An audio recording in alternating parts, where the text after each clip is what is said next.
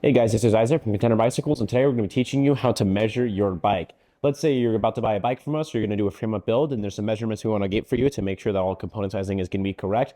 This is how you're going to be measuring them. First thing we want to measure is going to be your saddle height. Saddle height is going to be measured from the center of the bottom bracket to the top of the saddle where your sit bones sit. This bike is a Shimano bike, which means we are measuring off of the non-drive side, because that's where the hole in the bottom bracket is. On a SRAM bike, you're going to be measuring off the drive side. So I'm going to flip this around. Just place this, make sure the rear wheel's steady, bike is balanced. And you're going to measure from center of BB to top of saddle, right where your sit bones sit. Just like that.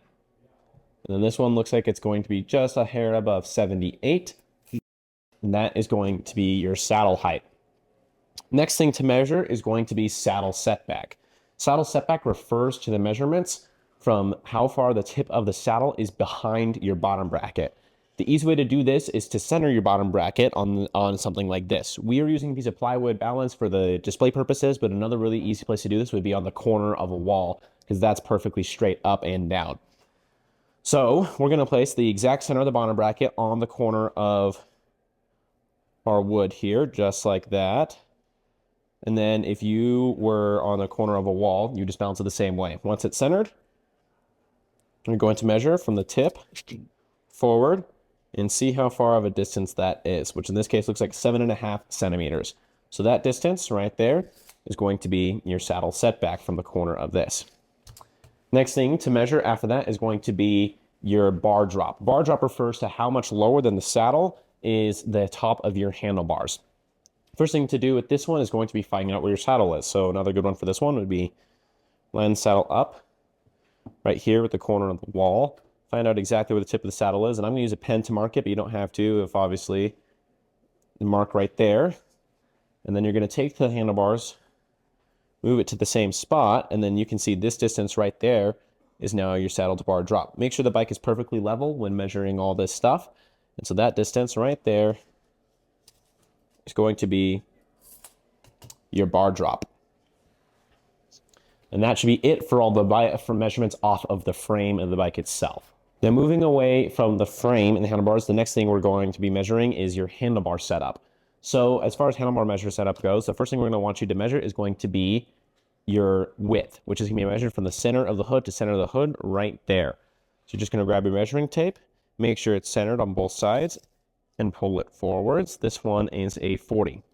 Some manufacturers do measure the bar from outside of hood to outside of hood, but the majority of them measure from center to center. So we will ask you for your center to center measurements and go accordingly.